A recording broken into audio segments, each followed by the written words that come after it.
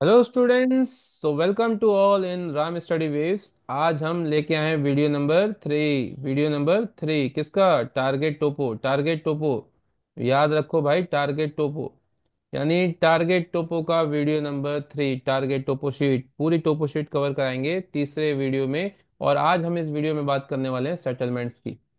ठीक है। तो किस तरह से क्वेश्चन आते हैं सेटलमेंट्स के? तो सेटलमेंट्स के क्वेश्चन आते हैं भाई दो तीन तरह के। पहला तो पैटर्न पूछता है, what is the pattern of settlements. ठीक है। पैटर्न पूछ सकता है। Comparison between two settlements, comparison. ठीक है। यानी दोनों सेटलमेंट से कौन अच्छा है, दो सेटलमेंट का नाम दे देगा, उसमें से बोलेगा विच विच वन इज बेस्ट। ठीक है। तो ये दो चीजें सेटलमेंट से क्वेश्चन पूछ सकता है। ठीक है। तो आज हम बात करेंगे डिफरेंट पैटर्न और कंपैरिजन की, कैसे हम कंपैरिजन करेंगे। तो सबसे पहले सेटलमेंट होते क्या है, क्योंकि ये उन बच्चों के लिए भी है जो बिल्कुल भी टोपोग्राफिकल मैप के बारे में नहीं जानते, जिनको बहुत प्रॉब्लम होती है, उनके लिए भी है। तो सेटलमेंट क्या है भाई? Group of houses. Settlement is group of houses. Houses का ग्रुप है सेटलमेंट, ग्रुप ऑफ हाउसेस यानी घरों का। टोपोशीट पे घर कैसे दिखाते हैं? तो स्मॉल स्मॉल बॉक्स से, रेड बॉक्स से ऐसा ऐसा बना होगा। ये आपको क्या बताएगा? सेटलमेंट्स बताएगा। ठीक है। देखो यहाँ पे सेटलमेंट बता रहा है। ठीक है। यहाँ पे सेटलमेंट बता रहा है। यहाँ पे सेटलमेंट बता रहा है। ठीक है। यहाँ पे सेटलमेंट बता रहा है। So these are the settlements. अब इसके पैटर्न क्या है भाई? तो तीन पैटर्न में होते हैं सेटलमेंट के। पैटर्न कितने होते हैं? 3 patterns. First is nucleated, nucleated. ठीक है। Second is linear settlement and third is scattered, scattered या डिस्पर्स सेटलमेंट। ठीक है। न्यूक्लिएटेड, लीनियर, स्कैटर्ड या डिस्पर्स। तो तीनों ही सेटलमेंट के पैटर्न हैं। न्यूक्लिएटेड कौन से होते हैं? तो nucleated means which is tightly packed, जो बहुत पास पास होते हैं ना घर, उनको हम बोलते हैं न्यूक्लिएटेड सेटलमेंट। जैसे ये मान लो आपने बहुत पास पास बना दिया। ठीक है।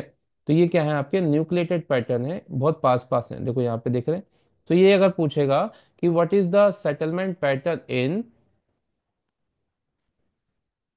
What is the settlement pattern in 886, 8698।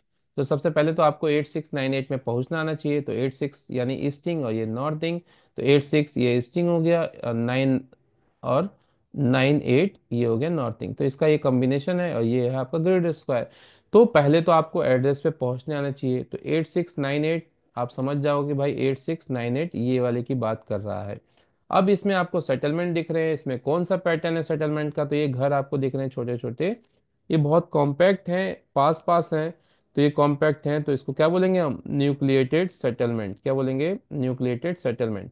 ठीक। तो ये क्वेश्चन आता है और इसके साथ एक क्वेश्चन जुड़ा हुआ रहता है, क्योंकि 2 नंबर का रहता है। तो केवल न्यूक्लिएटेड सेटलमेंट बताने पे आपको नंबर नहीं मिलेगा, इसके साथ एक क्वेश्चन और जोड़ दिया जाता है कि क्यों न्यूक्लिएटेड सेटलमेंट है। ठीक है।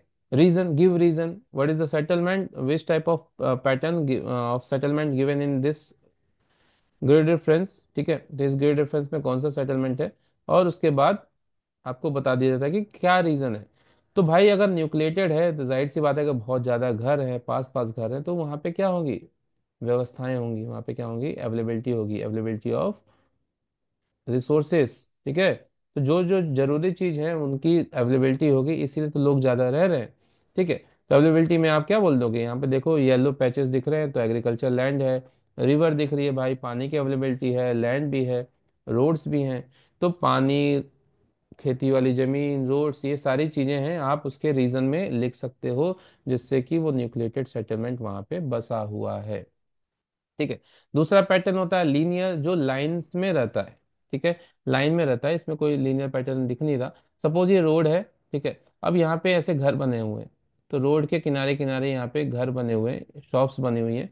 तो ये पैटर्न जो है पूछ देगा कि अगर इस टाइप का रहे कि what is the pattern in 8597, 8597। तो 8597 में आप ये यहाँ पे देख के बता सकते हो कि साहब ये है लीनियर सेटलमेंट। ये क्या है? Linear settlement. ठीक है। What about scattered? स्कैटर्ड का मतलब दूर दूर होते हैं। तो जहाँ पे घर बहुत दूर दूर हो उसको बोलते हैं स्कैटर्ड सेटलमेंट। तो जनरली स्कैटर्ड सेटलमेंट के लिए क्या आप रीजन लिखेंगे? वहाँ पे लैकनेस ऑफ रिसोर्सेस, वहाँ पे जमीन की कमी होगी। यानी रिसोर्सेज की कमी होगी, वहाँ पे एग्रीकल्चर लैंड नहीं होगा, वाटर की अवेलेबिलिटी नहीं होगी। यानी वाइट पैचेस पे जनरली आपको स्कैटर्ड सेटलमेंट देखने को मिलेंगे, वाइट पैचेस जो कि बैरन लैंड होता है। और मैं इस पे एक अलग से वीडियो बनाऊंगा कि किस कलर का क्या मतलब होता है। अभी आप यहाँ पे पैटर्न समझो। तो जहाँ पे घर दूर दूर रहेंगे, मान लो एक घर यहाँ पे है, एक घर यहाँ पे है, एक यहाँ पे, पूछेगा what is the pattern of, what is the settlement pattern in 8896? So you have to move 8896, तो 88 एंड 96 ये वाला है, आपको इसमें आ जाएंगे। यहाँ पे आप देखोगे एक घर यहाँ पे है, दूर दूर घर है, तो यहाँ पे आप लिख दोगे स्कैटर्ड सेटलमेंट। और रीजन क्या है? Because the लैकनेस of agriculture land और लैकनेस ऑफ रिसोर्सेस। ठीक है। तो होप आपको ये चीजें समझ में आ रही होंगी। और दूसरा जो क्वेश्चन का आने का इसमें है कंपैरिजन, यानी दो सेटलमेंट, दो गांव के बीच में कंपैरिजन करता है कि कौन सा बेस्ट है आपके हिसाब से और क्यों। तो बेस्ट किसी एक का नाम देंगे जो भी दो गांव दिया होगा, और क्यों, तो उसमें जो अवेलेबिलिटी होगी, चाहे वाटर की अवेलेबिलिटी हो, एग्रीकल्चर लैंड की अवेलेबिलिटी हो, आप कंपैरिजन करेंगे। अगर दोनों में है तो उसके आधार पर नहीं बता सकते। कोई ऐसी चीज हो जो उसमें हो उसमें ना हो, सपोज यहाँ पे आपको पोस्ट ऑफिस मिल गया, एक में आपको पोस्ट ऑफिस नहीं मिला, एक में पुलिस स्टेशन मिल गया, दूसरे में नहीं मिला। ठीक है। तो इस आधार पे आप बता सकते हो कि कौन सा बढ़िया है, कौन सा खराब है आपके हिसाब से। तो होप आपको ये वीडियो समझ में आई होगी। और कोई भी डाउट हो तो आप कमेंट बॉक्स में अपना कमेंट डाल सकते हैं, उस पर मैं अलग से वीडियो, आपके डाउट्स के वीडियो बता दूंगा। So thank you and have a nice day.